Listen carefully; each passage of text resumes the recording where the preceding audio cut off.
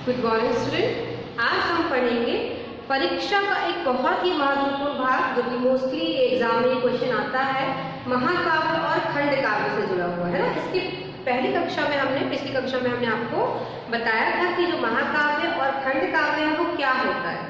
हमने सबसे पहले जो स्टार्ट किया था वो था कविता कि हम कविता किसे कहते हैं, कविता की विशेषताएं क्या होती हैं, कविता के कितने प्रकार होते हैं, है ना।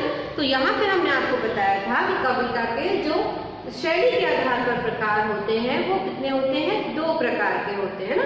सबसे पहला होता है प्रबंध काव्य और दूसरा होता है मुक्तक काव्य। जैसे कि इसके नाम से ही पता चल रहा है कि जो प्रबंध काव्य होगा वो बड़ा ही सिस्टमैटिक होगा। सिस्टमैटिक का मतलब ये कि एक निश्चित छंदों का यहाँ पे प्रयोग किया जाता है, छंदों का प्रयोग निश्चित क्रम में किया जाता है, वो कहलाता है प्रबंध काव्य। और मुक्तक काव्य जिसमें जो कवि है, जो नॉर्मल आप कविताएं पढ़ते हैं वो किसके अंतर्गत आती हैं, मुक्तक काव्य। मतलब कोई नियम नहीं है कविता लिखने का, कोई किसी भी तरह के शब्दों का इस्तेमाल हो रहा है, किसी भी तरह के अलंकार का इस्तेमाल हो रहा है, छंद का इस्तेमाल हो रहा है। तो यहाँ पे जब हम छंदों को क्रमबद्ध तरीके से प्रयोग करते हैं तो वो होता है प्रबंध काव्य। जैसे कि इसके नाम से हमने आपको बार बार ये बताया है कि जब भी आप कुछ पढ़ते हैं आप उसके नाम को जरूर ध्यान देंगे, क्योंकि जब आप नाम पे ध्यान देंगे तो आपको अपने आप वो चीज समझ में आ जाएगी किस चीज से जुड़ी हुई है ना।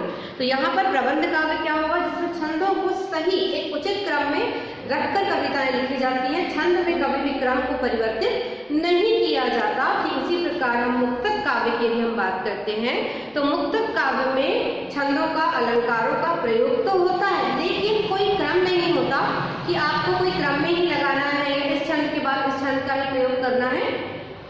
ठीक, तो ये हुआ आपके प्रबंध काव्य और मुक्तक काव्य के बारे में। इसके बाद हमने आपको बताया था कि जो प्रबंध काव्य होता है उसके 3 प्रकार होते हैं प्रबंध काव्य के। पहला होता है महाकाव्य, दूसरा होता है खंड काव्य और तीसरा होता है आपका, है ना, तो तीसरा आपका जो होगा वो अगले का। अब यहाँ पर बात हम यहाँ कर रहे हैं कि महाकाव्य और खंड काव्य जो है वो आपका बहुत ही जो महत्वपूर्ण भाग है ना। अब इसके बारे में हमने आपको कल समझाया था कि महाकाव्य और खंड काव्य क्या होते हैं। महाकाव्य जो होता है, महाकाव्य जैसे कि इसके नाम से ही पता चल रहा है, महा मतलब बड़ा, है ना।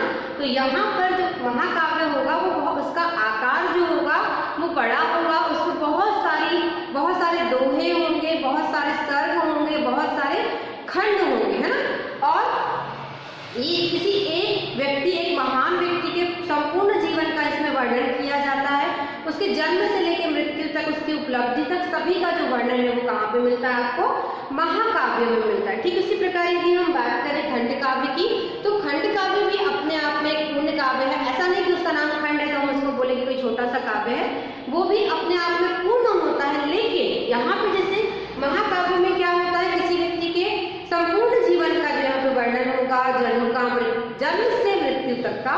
लेकिन यहाँ पर क्या होगा, खंड काव्य में केवल किसी एक महत्वपूर्ण घटना का क्या किया जाएगा, वर्णन किया जाएगा, है ना। तो सबसे पहले हम आज पढ़ेंगे वो है महाकाव्य और खंड काव्य में अंतर। ये प्रश्न एग्जाम में आता ही है, याद रखिएगा।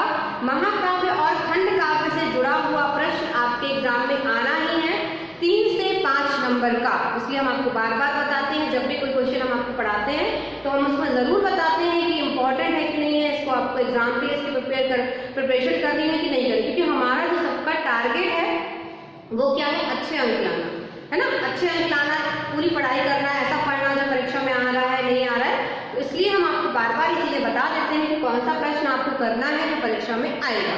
ठीक, अब हम सबसे पहले देख लेते हैं कि महाकाव्य और खंड काव्य में क्या अंतर है, उसके बाद हम इसको लिखेंगे। तो महाकाव्य का कलेवर बहुत विशाल होता है, जैसे हमने आपको बताया कि इसके नाम में ही महा लगा है, महा मतलब बड़ा, तो महाकाव्य का कलेवर विशाल होता है। खंड काव्य का आकार सीमित, हम छोटा नहीं बोल सकते, सीमित होता है। महाकाव्य में जीवन का समग्र रूप में अंकन होता है, मतलब संपूर्ण जीवन का चरित्र चित्रण कहाँ मिलता है, महाकाव्य में मिलता है। खंड काव्य में जीवन के किसी एक पक्ष का वर्णन मिलता है। महाकाव्य में श्रृंगार, वीर और शांत रस से किसी एक रस की प्रधानता होती है। महाकाव्य जब भी लिखा जाएगा तो कोई ना कोई रस, कौन सा, शांत रस, श्रृंगार रस और वीर रस की प्रधानता होगी। और खंड काव्य में अनेक रूप, समग्र रूप प्रवाहमान रहते हैं या रस पूर्ण रूपेण होता है। यहाँ पे रस का कोई भी रस जो है वो इस्तेमाल हो सकता है, भिन्न भिन्न तरह से इस्तेमाल हो सकता है ना। उदाहरण के लिए यदि हम बात करें तो रामचरितमानस महाकाव्य का उदाहरण है और मेघदूत कालिदास जी का खंड काव्य है। ठीक, अब हम यहाँ पे इसको लिखते हैं। सबसे पहला जो हमने यहाँ पे पॉइंट हमें लिखना है कि महाकाव्य का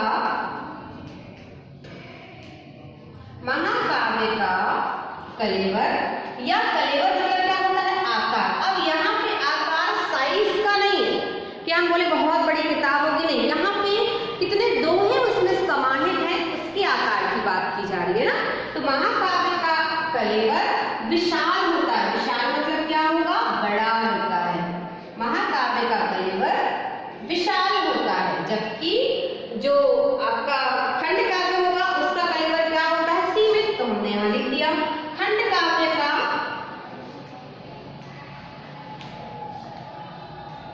आकार या कलेवर भी लिख सकते हैं, सीमित होता है। कैसा होता है? सीमित।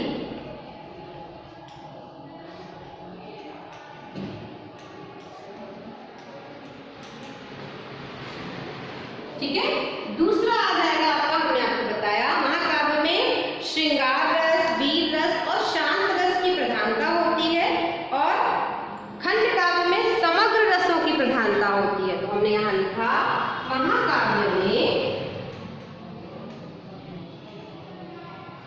महाकाव्य में श्रृंगार, शांत और वीर, तीन प्रकार के रस आ रहे हैं। श्रृंगार, शांत और वीर रस की प्रधानता होती है।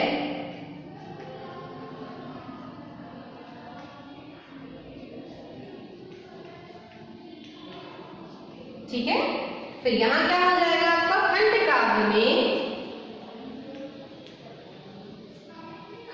काव्य में समग्र रस की, सभी रसों की, समग्र रसों की प्रधानता होती है। यहाँ पे सभी रस का प्रयोग किया जा सकता है। समग्र रसों की क्या होती है? प्रधानता होती है।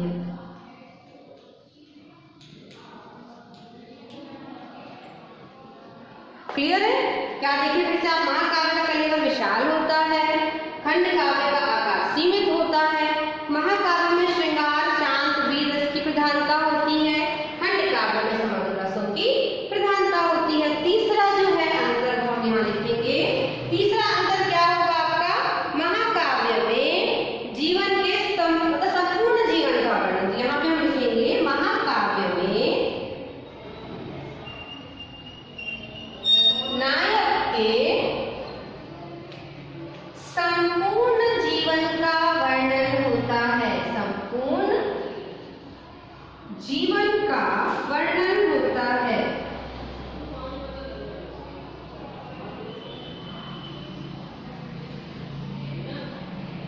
ठीक है, महाकाव्य में नायक के संपूर्ण जीवन का वर्णन होता है। तो यहाँ पर हम लिखेंगे खंड काव्य में नायक के जीवन की किसी एक घटना का वर्णन होता है ना।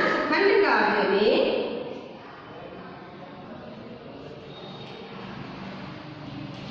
नायक के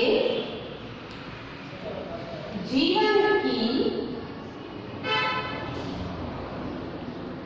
किसी एक घटना का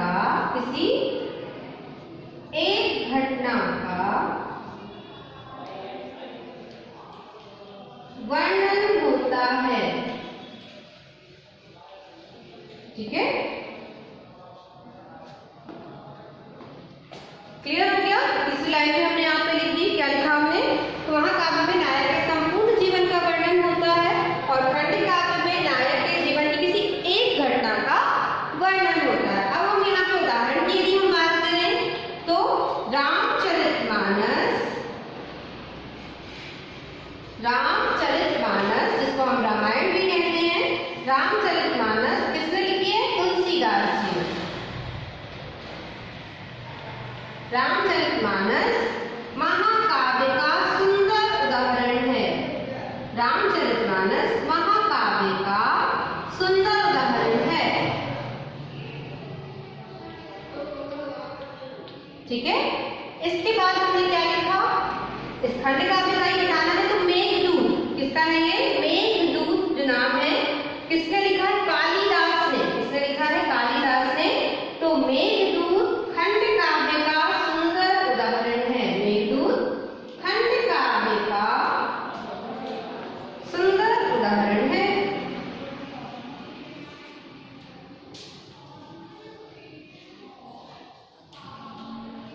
ठीक है, तो ये हो गया आपका महाकाव्य और खंड काव्य में अंतर। एक बार हम फटाफट रिवाइज करेंगे जो हमने आज पढ़ा है ना। सबसे पहले हमने लिखा महाकाव्य का कलेवर विशाल होता है, मतलब बड़ा होता है। महाकाव्य में श्रृंगार शांत वीरस की प्रधानता होती है। महाकाव्य में नायक के संपूर्ण जीवन का चित्रण होता है।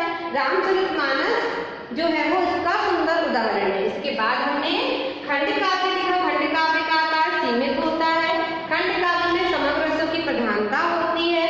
खंड काव्य में नायक के जीवन की किसी एक घटना का वर्णन होता है। और मेघदूत अर्थात कालिदास की द्वारा रचित रचना है वो खंड काव्य का एक सुंदर उदाहरण है। ठीक है, इसे आप नोट कर लीजिए। बार बार बता रहे हैं, यह प्रश्न जो है वो आपकी परीक्षा के लिए महत्वपूर्ण है। ठीक है, इसे आप नोट कर लीजिए और याद कीजिए।